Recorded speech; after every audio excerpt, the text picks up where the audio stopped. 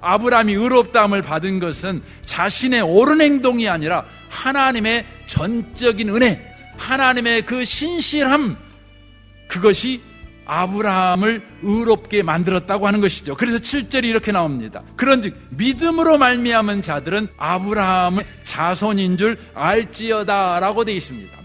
나 자신에게는 구원을 받을 만한 자격과 조건이 없고 오직 하나님에게만 있어 라고 그렇게 안다면 그 사람은 하나님의 자녀라는 것입니다. 자기 자신에게 절망하고 오직 하나님에게만 희망을 두는 사람, 그 사람은 하나님이 안아주신다, 하나님의 자녀다, 이 말을 하고 있는 것입니다. 그래서 하나님께서 성도들에게 믿음의 삶의 방식을 이렇게 요구하는 것입니다. 에레미야 33장 1절을 보십시오.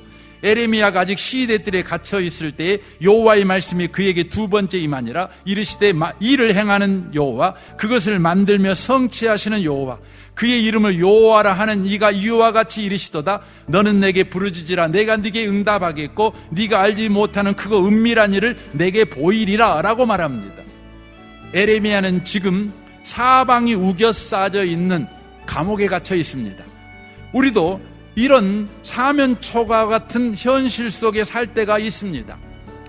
그러나 성경은 우리에게 말합니다. 그런 상황과 그런 현실 가운데 있다면 너에게 묻고 너에게 대답을 듣는 자문자답의 삶을 살지 말아라. 다만 하나님께 묻고 하나님이 주시는 생각을 해라. 이렇게 말하고 있는 겁니다. 지금 이게 믿음이에요. 믿음.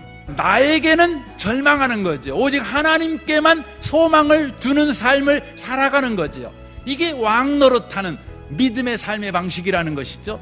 그래서 자문자답하는 인생이 아니라 하나님께 묻고 하나님의 대답을 듣고 거기에 순종하는 삶을 살아가는 삶을 바로 말하는 것입니다. 이것이 바로 내가 누구이냐를 안 그리스도인이 내가 어떻게 살 것인지에 대한 답을 얻은 행동이라는 것입니다.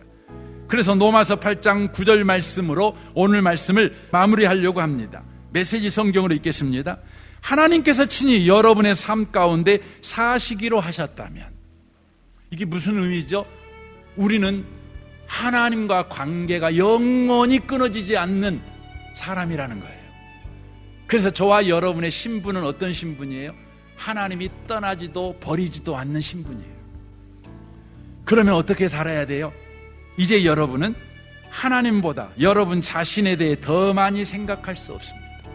나 자신보다 하나님을 더 많이 생각하는 거예요. 우리는 성경을 봐야 돼요. 하나님을 더 많이 생각해야 돼요. 계속해서 보십시오. 보이지 않지만 분명히 현존하신 하나님이신 그리스도의 영을 아직 모셔드리지 않는 사람들은 지금 우리가 하는 말을 이해하지 못할 것입니다. 예수 없는 사람들은 이 말하면 이해가 안 돼요.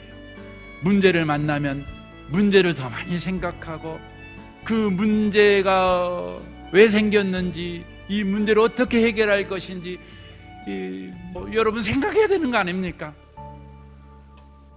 이건 성령 없는 사람들에게는 지당한 말이죠.